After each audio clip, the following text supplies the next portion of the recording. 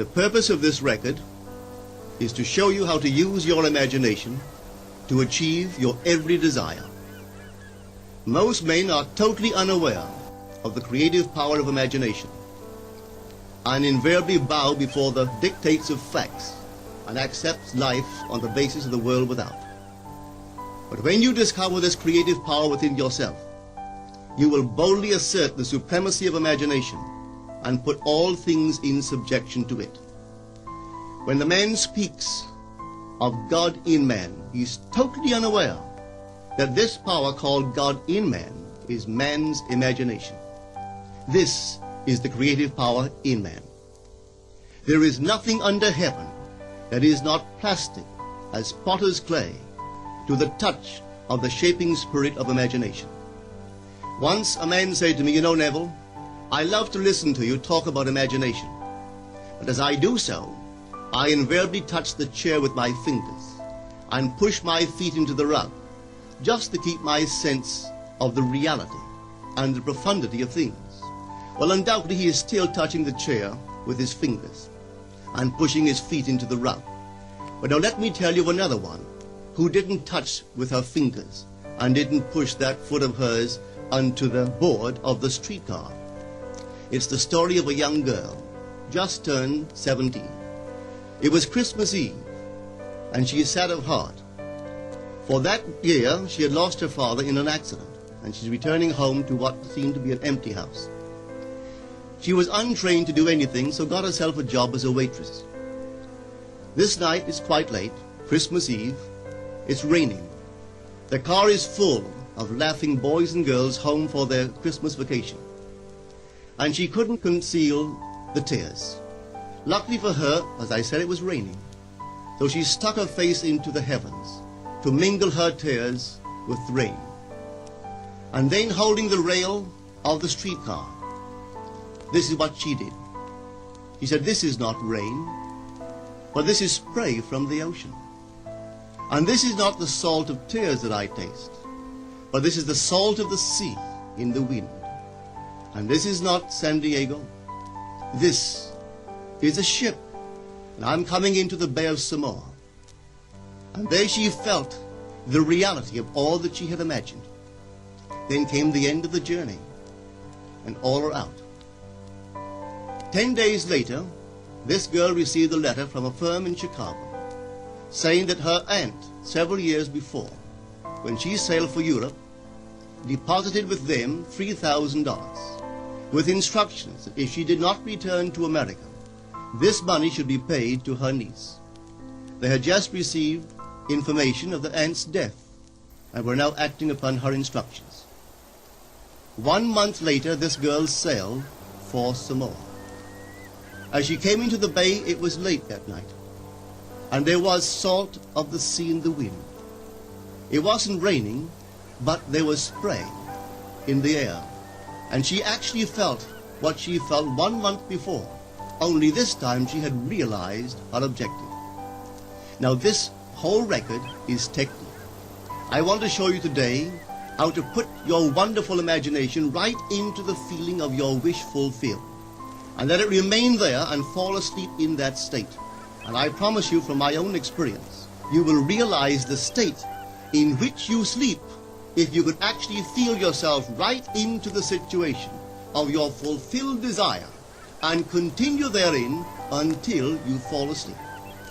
As you feel yourself right into it, remain in it until you give it all the tones of reality, until you give it all the sensory vividness of reality. As you do it, in that state, quietly fall into sleep. And in a way you will never know, you could never consciously devise the means that will be employed, you will find yourself moving across a series of events leading you towards the objective realization of this state. Now here is a practical technique. The first thing you do, you must know exactly what you want in this world. When you know exactly what you want, make as lifelike a representation as possible of what you would see and what you would touch and what you would do and physically moving in such a state. For example, suppose I wanted a home, but I had no money, but I still know what I want. I, without taking anything into consideration, I would make as lifelike a representation of the home that I would like, with all the things in it that I would want.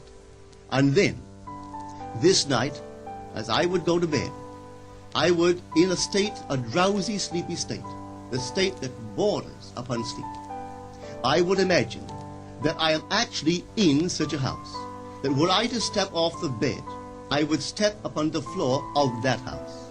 Were I to leave this room, I would enter the room that is adjacent to my imagined room in that house. And while I am touching the furniture and feeling it to be solidly real, and while I am moving from one room to the other in my imaginary house, I would go sound asleep in that state. And I know that in a way I could not consciously devise, I would realize my house. I have seen it work time and time again. If I wanted promotion in my business, I would ask myself what additional responsibilities would be mine were I to be given this great promotion. What would I do? What would I say? What would I see? How would I act? And then in my imagination, I would begin to see and touch and do and act as I would outwardly see and touch and act were I in that position. If I now desired the mate of my life, were I now in search of some wonderful girl or some wonderful man, what would I actually find myself doing that would imply that I have found my state? For instance, suppose now I was a lady. One thing I would definitely do, I would wear a wedding ring. I would take my imaginary hands and I would feel the ring that I would imagine to be there. And I would keep on feeling it until it seemed to me to be solidly real. I would give it all the sensory vividness I am capable of giving anything. And while I am feeling my imaginary ring, which implies I am married, I would sleep. This story is told us in the Song of Songs, or the Song of Solomon. It is said, "At night on my bed, I sought him whom my soul loveth.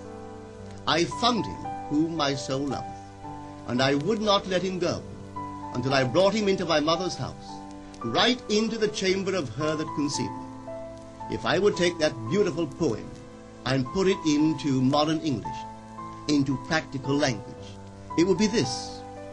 While sitting in my chair, I would feel myself right into the situation of my fulfilled desire. And having felt myself into that state, I would not let it go. I would keep that mood alive, and in that mood, I would sleep. That is, taking it right into my mother's chamber, into the chamber of her that conceived me. You know, people are totally unaware of this fantastic power of the imagination.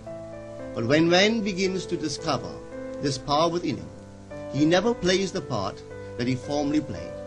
He doesn't turn back and become just the reflective life. From here on in, he is the affecter of life. The secret of it is to center your imagination in the feeling of the wish fulfilled and remain therein.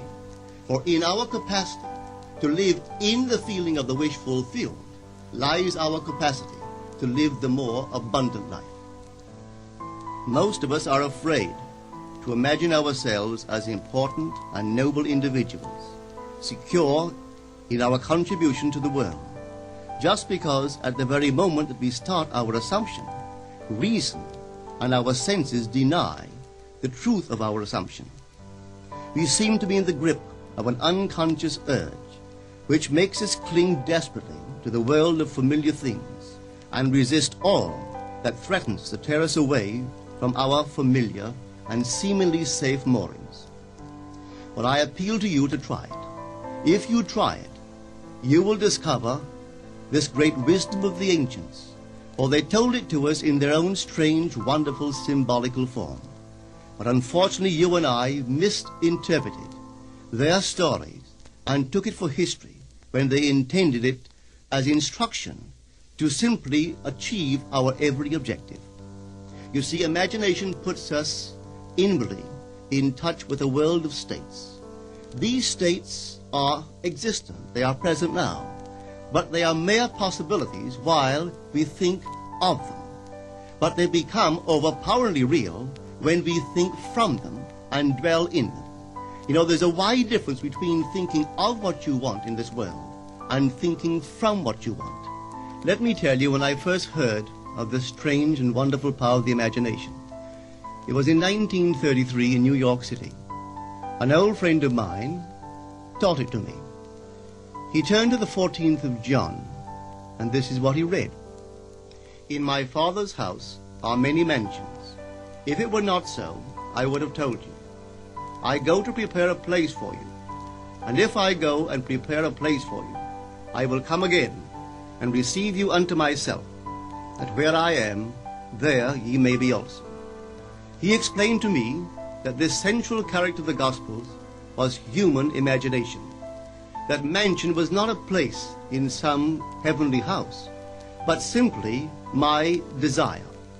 If I would make a living representation of the state desired, and then enter that state and abide in that state, I would realize it.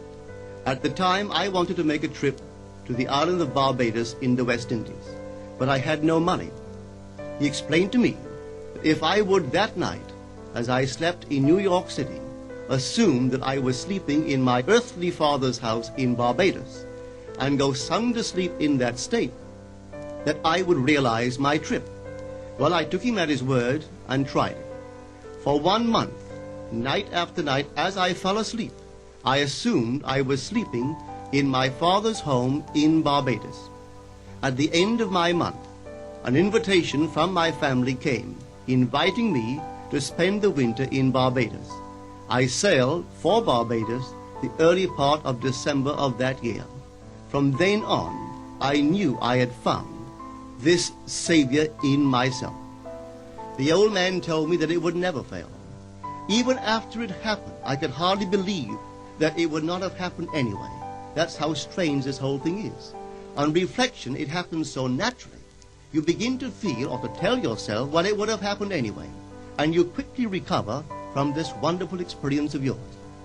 It never failed me if I would give the mood, the imagined mood, sensory vividness. I could tell you unnumbered case histories to show you how it works. But in essence, it's simple.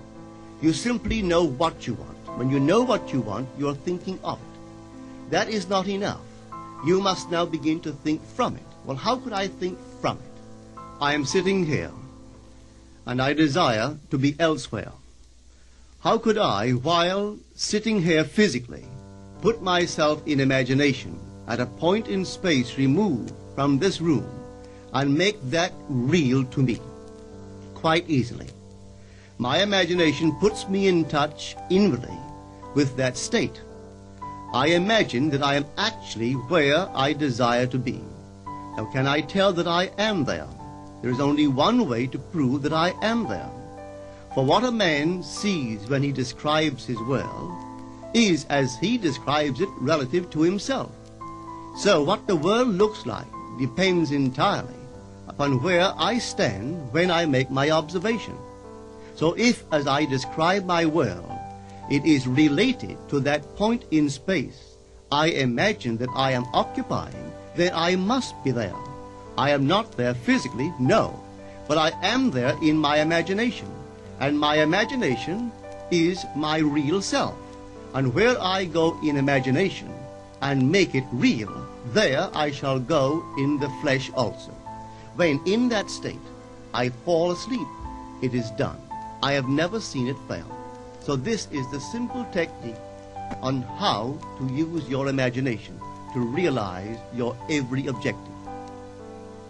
Here is a very healthy and productive exercise for the imagination. Something that you should do daily. Daily relive the day as you wish you had lived it, revising the scenes to make them conform to your ideals. For instance, suppose the day's mail brought disappointing news.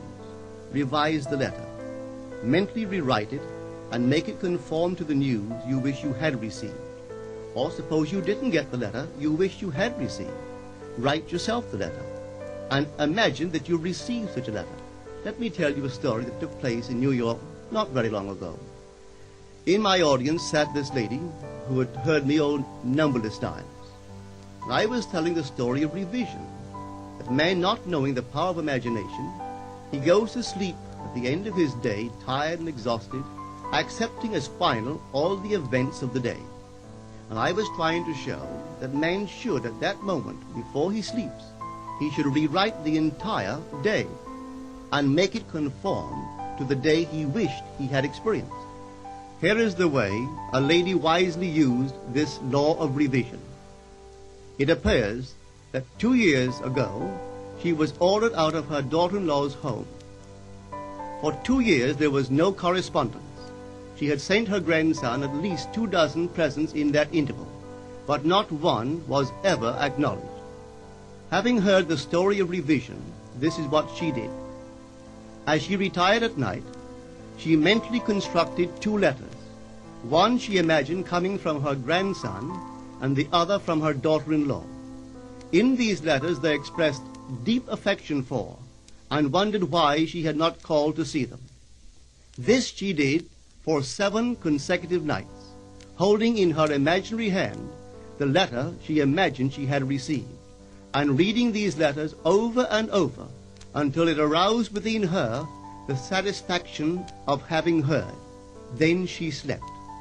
On the 8th day, she received a letter from her daughter-in-law. On the inside there were 2 letters, one from her grandson and one from the daughter-in-law. They practically duplicated the imaginary letters that this grandmother had written to herself 8 days before. This art of revision can be used in any department of your life. Take the matter of health. Suppose you were ill. Bring before your mind's eye the image of a friend. Put upon that face an expression which implies that he or she sees in you that which you want the whole world to see.